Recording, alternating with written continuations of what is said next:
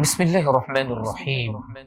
সম্মানিত সুধী, এক ভাই জিজ্ঞাসা করেছেন যে ছবি তোলা জায়েজ কি জায়েজ, সেই ব্যাপারে একটু আলোচনা করতে। আল্লাহ রাসূল সাল্লাল্লাহু আলাইহি ওয়াসাল্লাম হাদিস শরীফের মধ্যে বলেছেন, লা তাদখুলুল মালাইকাতু বাইতান ফীহি কালবুন আও তাসাউর। আল্লাহ রাসূল বলেন, ওই সমস্ত ঘরে রহমতের ফেরেশতা প্রবেশ করে না যে সমস্ত ঘরে কোনো কুকুর অথবা প্রাণীর ছবি থাকে। ঠিক আল্লাহ রাসূল সাল্লাল্লাহু আলাইহি ওয়াসাল্লাম আরেক হাদিসের মধ্যে বলেছেন, আশাদ্দুন নাসি আযাবান ইয়াউমাল কিয়ামাতি মিনাল মুসাউবিরিন।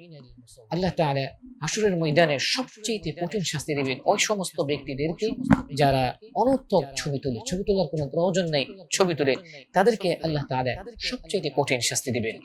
3 নাম্বার, আল্লাহর নবী সাহাবী হযরত আবু হুরায়রা রাদিয়াল্লাহু তাআলা আনহু থেকে বর্ণিত, তিনি বলেন, রাসূল কারীম সাল্লাল্লাহু আলাইহি ওয়াসাল্লাম বলেছেন, ইয়াখরুজু উনুকুম মিনান নারি ইয়াউমাল কিয়ামা লাহা আইনানি তুবসিরানি ওয়া উদুনানি তাসমাআনি ওয়া লিসানুন ইয়ানতিকু ইয়াকুলু ইন্নী উকিলতু বিথালাথাতি বিকুল্লি জাব্বারিন আনিদিন ওয়া কুল্লি মান দাআ ইলা আল্লাহি ইলাহান আখার ওয়া বিল মুসাউবিরিন আও কামা ক্বালা নবী সাল্লাল্লাহু আলাইহি ওয়াসাল্লাম।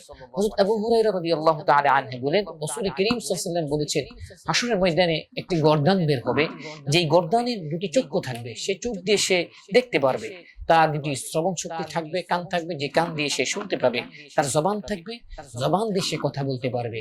সে ডেকে ডেকে বলবে, নিশ্চয়ই আমাকে 3 ব্যক্তির ব্যাপারে দায়িত্ব দেওয়া হয়েছে। 1 নম্বর হচ্ছে প্রত্যেক অহংকারী এবং একগুঁয়েমি ব্যক্তির ব্যাপারে আমাকে দায়িত্ব দেওয়া হয়েছে তাকে টেনে জাহান্নামে নিয়ে যাওয়ার জন্য। 2 নম্বর হচ্ছে ওই সমস্ত ব্যক্তি, যে সমস্ত ব্যক্তিরা আল্লাহর সাথে অন্য কাউকে অংশীদার করতো, তাদের ব্যাপারেও আমাকে দায়িত্ব দেওয়া হয়েছে জাহান্নামে টেনে নেওয়ার জন্য। 3 নম্বর হচ্ছে যারা পৃথিবীতে ছবি তুলতো, অনর্থক ছবি তুলতো। ছবি এটা সম্পূর্ণ নাজায়েজ এবং হারাম। তবে কোন আলেম বলে থাকেন যে আল্লাহ রাসূল সাল্লাল্লাহু আলাইহি ওয়াসাল্লাম তিনি তার জামানার যে সমস্ত ছবি বলতে তৎকালীন সময়ে ভাস্কর্যকে তিনি নিষেধ করেছেন।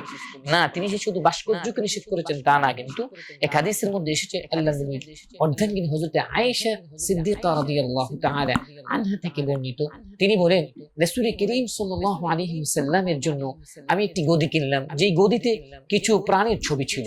এই ছবিগুলো দেখে রাসূল কারীম সাল্লাল্লাহু আলাইহি ওয়াসাল্লাম আমার ঘরের ভিতরে তিনি প্রবেশ করছে না। তিনি রাগ করলেন। রাগ করার পর আমি বুঝতে পারলাম যে ছবির কারণে তিনি রাগ করেছেন। তাই আমি বললাম, ইয়া রাসূলুল্লাহ, ইয়া হাবিবাল্লাহ, আমি এই অপরাধের জন্য আমি ক্ষমা চাচ্ছি, আল্লাহ যাতে আমাকে ক্ষমা করে দেয়। তখন রাসূল কারীম সাল্লাল্লাহু আলাইহি ওয়াসাল্লাম বললেন, ও আয়েশা, তুমি কি জানো হাসরের ময়দানে সবচেয়ে কঠিন শাস্তি দেওয়া হবে ওই সমস্ত ব্যক্তির ব্যাপারে যারা অনর্থক বেহুদা ছবি তুলে, তাদেরকে কঠিন শাস্তি দেওয়া হবে। এবং আল্লাহ তাআলা তাদেরকে বলবেন, তোমরা যে ছবিগুলো তুলেছো, এই ছবিগুলোর উপর প্রাণ দাও, প্রাণ তো আমরা দিতে পারবো না। এরপরে বলা হবে, তোমরা তাদেরকে জীবিত করো, প্রাণ দাও, তোমরা যা বানিয়েছে। এরপর আল্লাহ রাসূল সাল্লাল্লাহু আলাইহি ওয়াসাল্লাম বলেন, ওই সমস্ত ঘরের মধ্যে রহমতের ফেরেশতা প্রবেশ করে না যে সমস্ত ঘরের মাঝে কোনো কুকুর অথবা প্রাণীর ছবি থাকে।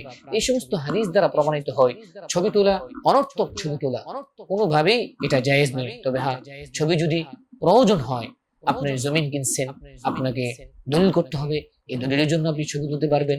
রাষ্ট্রীয় কোনো কাজে আপনি বিদেশের বাড়িতে যাবেন, পাসপোর্টের জন্য আপনি ছবি তুলতে পারবেন। কিন্তু এমনিতেই এক জায়গায় বসলেন, খেতে বসলেন, আড্ডায় বসলেন, রাস্তায় ঘুরতে গেলেন, বাগানে ঘুরতে গেলেন, এমনিতেই অনর্থক একটা ছবি তুলে দিয়ে দিলেন, ফেসবুকে দিয়ে দিলেন, এটা কিন্তু গুনাহের কাজ।